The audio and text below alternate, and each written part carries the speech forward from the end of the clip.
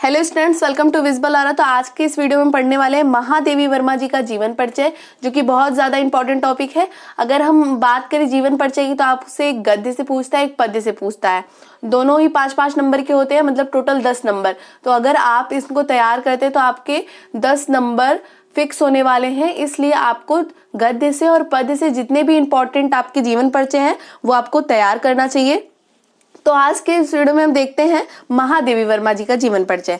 तो किस तरह से स्टार्ट करेंगे, देखो जब भी आप जीवन परिचय लिखना, एक चीज याद रखना कि ऊपर आपको कुछ हाईलाइट पॉइंट लिखने हैं जो कि इंपॉर्टेंट पॉइंट होंगे। जैसे कि उनका नाम लिख सकती हैं, उनका जन्म, उनकी मृत्यु, जन्म स्थान, या फिर उनके पिता का नाम, माता का नाम, मन हो उनकी रचनाएं, या फिर उनका और भी कोई ऐसी चीज जो कि बहुत अलग है, इंपॉर्टेंट है, तो आप उन चीजों को भी ऊपर ऐसे हाईलाइट करके लिख सकते हैं। ठीक है, बेहतर रहेगा अगर आप इस तरह से लिखेंगे, क्योंकि जो एग्जामिनर होगा आपके पूरी जो आपका ये से पूरा ढेर सारा ऐसे लाइन से लिखा रहेगा, उसको देखने में उतना इंटरेस्ट नहीं लेगा। अगर आप पूरी तरह से इस तरह से लिखे हो तो चीज़ें डायरेक्टली क्लियर होंगी ना कि हाँ क्या क्या चीज़ें हैं। और इसको आप साइड में लिखो, मतलब कभी इस साइड या फिर इस साइड लिख सकते हो, या फिर सेंटर में, या फिर आप इसको एक बॉक्स के अंदर कवर कर सकते हो। ठीक है, इस तरह से लिख करके खूबसूरत लगनी चाहिए कॉपी, इस तरह से आपको प्रेजेंट करना है।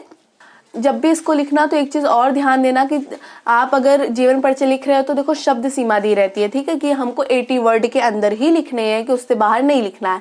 तो उससे बाहर जाएगा, अगर आपका 80 से 90 जाए, उससे ज्यादा मत करना, क्योंकि आप 100 लिखो चाहे 1000, नंबर तो उतने ही मिलने हैं ना। अगर 5 नंबर का है उससे ज्यादा तो मिलेगा नहीं, तो टाइम वेस्ट क्यों करना। तो अपना जितना पूछा गया उतना हम आंसर दें, बात खत्म। ठीक है, और उतना अगर आप दे लेते हो तो आपका कोई भी जो है जो नंबर है उसमें कटिंग नहीं की जाएगी। ठीक है, जितना है उतना दिया जाएगा। अगर आप इतना पूरा लिखते हो तो आपको बेहतर तरीके से पूरा नंबर दिया जाएगा। तो स्टार्ट करते हैं। तो अगर महादेवी वर्मा जी की बात करें तो बेटा उनका उपनाम देखो कि है महादेवी वर्मा। ठीक है, इसी तरह से आगे देखते हैं। इनका जन्म होता है बेटा 26 मार्च 1907 ईस्वी में फर्रुखाबाद उत्तर प्रदेश यूपी में हुआ था। ठीक है, फर्रुखाबाद में। और इनका निधन कब हुआ है? 11 सितंबर 1987 में इलाहाबाद उत्तर प्रदेश में इनका निधन हुआ है। ठीक है, इलाहाबाद, फर्रुखाबाद में पैदा हुई, इलाहाबाद में निधन हुआ। रचनाएं जो है इनकी जरूरी हैं, आप इन रचनाओं को लास्ट में लिख सकते हो। जिसे यहाँ पर देता है उनकी प्रमुख कृतियां लिखिए। ठीक है, इस तरह से क्वेश्चन में देता है उनका जीवन परिचय और उनकी प्रमुख कृतियां लिखिए। तो आप प्रमुख कृतियां डाल करके रचनाएं आप उनके लिख सकते हो। गद्य की रचनाएं, पद्य की रचनाएं दोनों लिख सकते हो। ठीक है, क्योंकि अगर हम बात करें महादेवी वर्मा जी का तो इनको ज्यादातर पद्य में पूछा जाता है, ज्यादातर क्या पद्य में ही पूछा जाता है।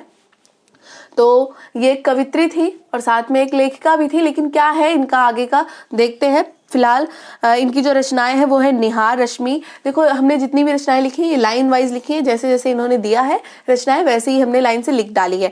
तो निहार, रश्मि, निर्जा, संध्य गीत, प्रथम, अयम, ठीक है, और फिर सप्तपूर्णा, दीप शिखा, अग्निरेखा। तो ये इनकी रचनाएं हैं, लाइन वाइज इसी तरह से आई थी और इनके सन भी इसी तरह से है लाइन वाइज। तो हमने इस तरह से लिख दिया। जरूरी नहीं कि आपकी पूरे की पूरी रचनाएं लिखो, आप इससे थोड़ा कम लिखते हो तो भी चलेगा। हमने इस वजह से लिख दिया है यहाँ पर पूरा, कि अगर आपके ऑब्जेक्टिव टाइप में ऐसा कोई रचना दिया गया हो, लेखिका या फिर इनके राइटर का नाम पूछा गया हो कि किसने इसको लिखा है, तो आप बता सको कि कौन है भाई, इनके जो कवित्री है कौन है, किन्होंने लिखा है। तो महादेवी वर्मा जी ने लिखा है, ये इनकी रचनाएं हैं, ये आपको पता होना चाहिए। और एक इम्पॉर्टेंट टॉपिक है, इन्हें बहुत सारे पुरस्कारों से नवाजा गया था, जो कि 3 हमने यहाँ पे बहुत ही इंपॉर्टेंट पुरस्कार लिखे हैं। जो कि पहला है हमारा बेटा पद्म भूषण, बहुत बड़ा पुरस्कार होता है पद्म भूषण, जो कि है इनका 1956 में दिया गया था। आई थिंक, हाँ 1956 में दिया गया था। आप यहाँ पर सन भी लिख सकते हो। 1956 में क्या किया गया था, पद्म भूषण से इन्हें सम्मानित किया गया था। देन उसके बाद 1988 में इनको पद्म विभूषण से सम्मानित किया गया था। फिर ज्ञानपीठ का तो आइडिया नहीं है, लेकिन ज्ञानपीठ के जो पुरस्कार है उससे भी सम्मानित किया गया था। इसके अलावा भी कुछ पुरस्कारों से सम्मानित हुई थी, छोटे मोटे इस तरह से बहुत सारा, क्योंकि एक बहुत अच्छी कवित्री थी। आगे देखते हैं। अगर हम जीवन परिचय की इनकी बात करें तो इनको इस तरह से आप लिख सकते हो। आप यहाँ पर जीवन परिचय हेडिंग भी डाल सकते हो लिखते वक्त। ठीक है, तो ध्यान दीजिएगा। तो इस तरह से है कि आधुनिक युग की मीरा, आधुनिक युग में इनको क्या कहा जाता है, मीरा कहा जाता है। मीरा कही जाने वाली महादेवी वर्मा जी का जन्म उत्तर प्रदेश फर्रुखाबाद में होली के दिन हुआ था। एक बात याद रखना, होली के दिन हुआ था, ऐसा बहुत सारे जो हिंदी के जानकार हैं वो बताते हैं कि इनका जो जन्म है होली के दिन पे हुआ था और 1907 में हुआ था। ठीक है, और साथ ही इनकी जो प्रारंभिक शिक्षा है उज्जैन में हुई थी, ऐसा भी कहा जा रहा है कि प्रारंभिक शिक्षा उज्जैन में, लेकिन मैं कहूंगी उज्जैन की जगह पे आप इंदौर लिखो, क्योंकि ज्यादातर जगह इंदौर दिया गया है। इंदौर इसलिए भी मैं कह रही हूँ क्योंकि इंदौर के किस स्कूल से उन्होंने पढ़ाई की थी ये भी बताया गया है, लेकिन उज्जैन से ऐसा कोई ज्यादा खास इन्फॉर्मेशन नहीं है। तो जैसे होता है कि मतलब जो भी पुराने लोग हैं उनके बारे में पूरी जानकारी नहीं रहती है, तो विद्वानों में मतभेद चलता है कि हाँ ये हो सकता है, ये हो सकता है, लेकिन जिनकी संभावना रहती है एक दो ठो बता दिया जाता है। तो इसी तरह उज्जैन भी कहा जाता है कुछ जगह, और कुछ जगह इंदौर कहा जाता है।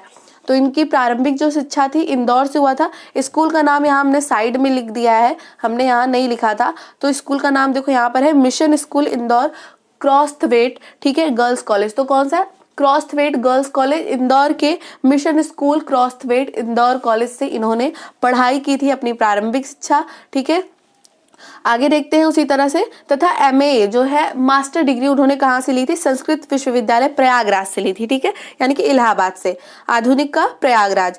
ठीक है, इसी तरह से आगे बढ़ते हैं कि महादेवी वर्मा जी एक कवित्री, उपन्यासकार व लघु कथा लेखिका थी। मतलब वो एक कवित्री भी थी, उपन्यासकार भी थी, उपन्यास भी लिखती थी और साथ में लघु कथा यानी कि छोटी छोटी कथाएं भी वो लिखा करती थी। तो वो इतने सारे टैलेंट अपने अंदर रखती थी। ठीक है, तो आगे देखते हैं संगीत के जानकार, उनको संगीत की भी नॉलेज थी और साथ में देखो संगीत की जानकार होने के कारण उनको उनके गीत का नाद सौंदर्य अत्यंत दुर्लभ था। नाद यानी कि मतलब उनका जो पढ़ना था, नाद वैसे पढ़ा जाता है, नाद सौंदर्य, ठीक है, उनका जो था वो बहुत ही अच्छा था। नाद को भी मत कहना, कभी गाया जाता है। तो जो वो पढ़ती थी वो बहुत ही खूबसूरती से पढ़ती थी और गीत की भी बहुत ही अच्छी, संगीत और गीत की बहुत ही अच्छी मतलब नॉलेज रखती थी वो, ऐसा भी कहा जाता है। ठीक है, और आगे इसी तरह से उन्होंने अध्यापन से अपना कार्य प्रारंभ किया। मतलब जो उनका जॉब था वो स्टार्ट करता है इंसान ना एक काम अपने लाइफ में करने के लिए, तो उन्होंने क्या चुना था, अध्यापन चुना था, यानी कि वो एक टीचर थी। तो अपना कार्य प्रारंभ किया और अंतिम समय में वो प्रयागराज महिला विद्यापीठ की प्रधानाचार्य बनी। ठीक है, महिला विद्यापीठ की प्रधानाचार्य बनी कौन, महादेवी वर्मा जी। और साथ में इनके माता और पिता का नाम भी हम डिस्कस कर लेते हैं बेटा, यहाँ पर हमने नहीं बताया है, इम्पोर्टेंट है भी, अगर आप चाहो तो लिख सकते हो। इनकी जो माता थी उनका नाम हेम रानी देवी था, वो आई थिंक एक हाउस वाइफ थी और साथ ही कहा जाता है कि वो एक बहुत ही धर्म परायण धार्मिक महिला थी और निष्ठावान थी। ठीक है ना, तो वो बहुत ही अच्छी लेडी थी, हेम रानी देवी उनका नाम था। ठीक है, उसी तरह इनके जो पिता थे इनका नाम था गोविंद प्रसाद वर्मा, जो कि भागलपुर के किसी स्कूल में प्राध्यापक थे। कहाँ के, भागलपुर स्कूल के प्राध्यापक थे, यानी कि अच्छी खासी फैमिली से बिलोंग करती थी। 80 साल तक इन्होंने जीवन व्यतीत किया। बहुत ही छोटी उम्र में इनकी शादी करा दी गई, लेकिन पूरा जीवन काल एक कुंवारी औरत की तरह इन्होंने व्यतीत किया। मतलब एकदम मस्त उन्होंने जिया और अपने काम पर फोकस किया अच्छा खासा। ठीक है, और देखो यहाँ पर देखो बताया गया कि 11 सितंबर 1987 इलाहाबाद में 80 वर्ष की आयु में उनका निधन हो गया। इसके बाद हम देखते हैं इनकी गद्य साहित्य क्या है। मतलब अगर हम बात करें तो गद्य रचनाएं के, आप प्रमुख कृतियां लिखकर गद्य और पद्य ऑप्शन डालकर लिख सकते हैं कि इनकी रचनाएं क्या क्या रही हैं। तो अगर हम इनकी गद्य रचनाओं की बात करें तो बेटा इस तरह से है। तो रेखा चित्र, संस्मरण, निबंध, ये सारी चीजें उन्होंने लिखी है। कहानियां आदि इनकी प्रमुख रचनाएं थी। मतलब इन्होंने संस्मरण, निबंध, कहानियां, रेखा चित्र, इस तरह की रचनाएं भी की हैं गद्य साहित्य की अगर हम बात करें उसमें। तो इस तरह से है उनका कि अतीत के चलचित्र, स्मृति की, तो उनकी रचनाएं इस तरह से है जो कि है अतीत के चलचित्र, स्मृति की रेखाएं, पथ का साथी, मेरा परिवार, संस्मरण और संभाषण, श्रृंखला की कड़ियां, गिल्लू, नीलकंठ आदि। गिल्लू कहानी तो आप सब ने पढ़ी होगी, क्लास 9 का बहुत ही इंटरेस्टिंग चैप्टर, महादेवी वर्मा जी की एक बहुत ही प्यारी रचना जो कि कोई भी पढ़े तो बहुत ही प्यारा लगे। और वो जो रचना थी वो ऐसा था कि उसको पढ़ने के बाद जैसे एक पूरी पिक्चर चलती थी अगर उसको ध्यान से पढ़ो तो, क्या क्या हो रहा है, वो कैसी दिखती होंगी, थोड़ा सा ये भी इमेजिन होता है कि वो जो गिलहरी थी, गिल्लू का नाम, गिल्लू क्या थी, गिलहरी थी, उसका नाम गिल्लू था, और वो बहुत ही प्यारी थी, नटखट थी, उनको परेशान करती थी, पर्दों पर फिसलती थी, मतलब कमरे में एक खिड़की थी और खिड़की के बाहर पेड़ था, तो वहाँ पर वो बाहर की गिलहरियों को बुलाती, उनके साथ खेलने जाती। मतलब ये जो सारा पूरा एक वर्णन था वो एकदम रियल लग रहा था, जैसे लग रहा था कि हाँ सच में ऐसा कुछ एक लड़की है, उस ऐसा सब कुछ हो रहा है। बहुत ही प्यारा लगता था उसको पढ़ने पर।